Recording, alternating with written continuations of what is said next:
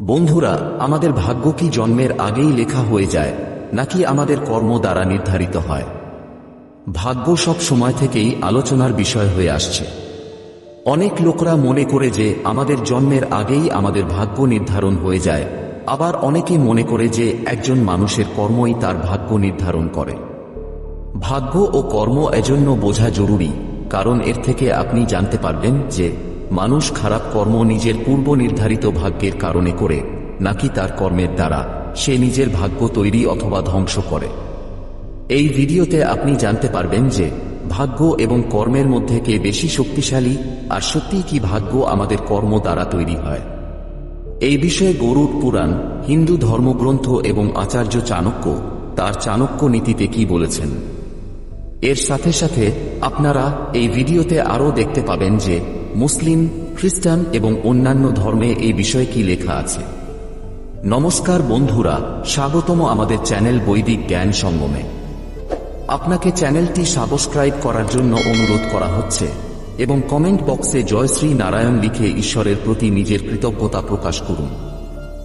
বন্ধুরা, আসুন প্রথমে জেনে নেওয়া যাক ভাগ্য সম্পর্কে গরুড় পুরাণে কি লেখা আছে।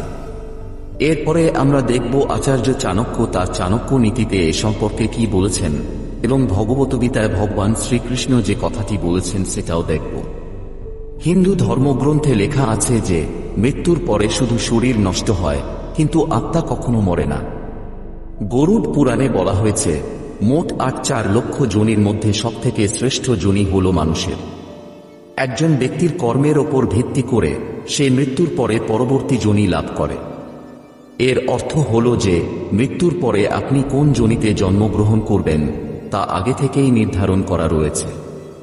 অর্থাৎ আপনি আপনার জীবনে যে ধরনের কর্ম করবেন, মৃত্যুর পরে আপনার পরবর্তী জন্ম তার উপর ভিত্তি করেই হবে। গরুড় পুরাণ অনুসারে যে ব্যক্তি ধর্ম, বেদ, পুরাণের মতো ধর্মীয় গ্রন্থের অপমান করে ঈশ্বরের প্রতি বিশ্বাস রাখে না এবং তাদেরকে খারাপ বলে, এমন নাস্তিক ব্যক্তির পরবর্তী জন্ম কুকুরের যোনিতে হয়। যারা বন্ধুর রূপে শত্রু হয়ে থাকে এবং পেছনে পেছনে বিশ্বাসঘাতকতা করে, এই পৃথিবীতে তাদের পরবর্তী জন্ম শকুনের রূপে হয়। অর্থাৎ গরুড় পুরাণ অনুসারে মানুষের দ্বারা এই জীবনে যা কর্ম করা হয় তার ওপর ভিত্তি করেই তার পরবর্তী জীবন এবং সেই নতুন জীবনে পেয়ে থাকা কষ্ট সেই ব্যক্তির জন্মের আগেই নির্ধারিত হয়ে যায়। বন্ধুরা, আচার্য চাণক্যের মতে একজন ব্যক্তি নিজের কর্ম দ্বারা তার মৃত্যুকেও প্রভাবিত করতে পারে। চাণক্য নীতির এই শ্লোকে আচার্য চাণক্য বলেছেন যে কোনো মানুষের ভাগ্যের 5টি বিষয় মায়ের গর্ভেই নির্ধারিত হয়ে যায়। आयुः कर्म च वित्तं च विद्या निधनमेव च पंचैतानि हि सृजन्ते गर्भस्थस्य देहिनः। অর্থাৎ এই পৃথিবীতে বসবাসকারী প্রতিটি মূর্ত প্রাণীর বয়স, কর্ম, সম্পদ, জ্ঞান এবং মৃত্যুর সময়, এই 5টি জিনিস তার ভাগ্যে সেই সময় লেখা হয়ে যায় যখন সে তার মায়ের গর্ভে থাকে। আচার্য চাণক্যের মতে যে কোনো শিশুর বয়স মাতৃগর্ভেই নির্ধারিত হয়। সন্তানের আয়ু কম হবে নাকি, সে দীর্ঘায়ু হবে, সে এই পৃথিবীতে আসতে পারবে কিনা, সবই মায়ের গর্ভেই নির্ধারিত হয়। আচার্য চাণক্যের মতে প্রত্যেক মানুষকে তার কর্ম অনুসারে সুখ দুঃখ ভোগ করতে হয়। এই কর্মফল শুধু বর্তমানের নয়, পূর্বজন্মেরও হয়। শত চেষ্টার পরও আপনার ভালো মন্দের সিদ্ধান্ত হয় আপনার কর্মের ওপর ভিত্তি করে। এই শ্লোক অনুসারে মাতৃগর্ভেই সিদ্ধান্ত নেওয়া হয়ে যায় যে সন্তানের ভাগ্যে আর্থিক লাভ আছে কিনা, শিশু কতটুকু লেখাপড়া করবে, জ্ঞান অর্জন করলে কতটা ভালোভাবে জীবনে কাজে লাগাতে পারবে, এসব বিষয়ে মাতৃগর্ভেই নির্ধারিত হয়ে যায়। আচার্য চাণক্যের মতে একজন মানুষের জীবনে প্রায় 101টি মৃত্যুর যোগ তৈরি হয়, যার মধ্যে একটি কাল মৃত্যু এবং বাকিটি অকাল মৃত্যু হয়ে থাকে। কর্ম ও ভোগ দ্বারা অকাল মৃত্যুকে বদলানো যায়, কিন্তু কাল মৃত্যুকে বদলানো যায় না। আসুন এবার জেনে নেওয়া যাক গীতায় ভগবান শ্রীকৃষ্ণ এ সম্পর্কে কি বলেছেন। বন্ধুরা, শ্রীকৃষ্ণ গীতায় বলেছেন মানুষের ভাগ্য কোন জিনিসপত্র দ্বারা নির্ধারণ হয়। গীতার মতানুসারে একজন মানুষ নিজের ভাগ্য নিজেই তৈরি করে।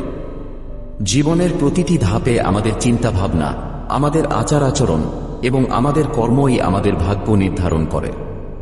হিন্দু ধর্মশাস্ত্রে ভগবান শ্রীকৃষ্ণের জন্মের একটি কাহিনী বলে যেখানে কংসের জন্য একটি ভবিষ্যৎবাণী রয়েছে যে যার মধ্যে লেখা আছে তিনি দেবকীর অষ্টম সন্তানের দ্বারা নিহত হবেন। কংস এই ভবিষ্যৎবাণীটি সত্য হতে না দেওয়ার জন্য তার যথাসাধ্য চেষ্টা করেছিলেন, কিন্তু শেষ পর্যন্ত কংস তার ভাগ্য অনুসারে মা দেবকীর অষ্টম সন্তান শ্রীকৃষ্ণের হাতে নিহত হন। নিজের ভাগ্য থেকে বাঁচতে কংসের এত কিছু করার দরকার ছিল না। তাকে শুধু তার কর্মফল সংশোধন করার দরকার ছিল, যেটি তার নিয়ন্ত্রণে ছিল। তিনি যদি অধর্ম ত্যাগ করে ধর্মের পথে অগ্রসর হতেন তাহলে হয়তো ভগবান তাকে ক্ষমা করে দিতেন, কিন্তু সে অধর্মের পথে অগ্রসর হতে থাকে এবং সেসব পাপ কর্মের জন্যই সে নিজেই মৃত্যু লাভ করে। সনাতন ধর্মশাস্ত্র ও পুরাণ অনুসারে শুধু কংস নয়, এই পৃথিবীতে জন্মগ্রহণকারী প্রতিটি প্রাণীর ভাগ্য জন্মের আগেই নির্ধারিত হয়। একজন মানুষ কবে জন্ম নেবে, সে কি করবে, কিভাবে সে তার সারা জীবন কাটাবে, এই সব তার জন্মের আগেই ঠিক হয়ে যায়। সেই অনুযায়ী তার পরবর্তী জন্ম হয়। তবে এর অর্থ এই নয় যে আমাদের সবকিছু ভাগ্যের উপর ছেড়ে দেওয়া উচিত, কারণ ভাগ্যকেও কর্ম দ্বারা পরিবর্তন করা যায়। ইসলামে ভাগ্যকে নিয়তি বলা হয়েছে। নিয়তির অর্থ হল সবকিছু প্রথম থেকে আল্লাহর ইচ্ছা অনুযায়ী ঘটে। হিন্দু ধর্মে ভাগ্যকে বলা হয় প্রারব্ধ। প্রারব্ধ মানে হল আমাদের বর্তমান জীবন পূর্ববর্তী জীবনে সঞ্চিত ইতিবাচক বা নেতিবাচক কর্মের ফল।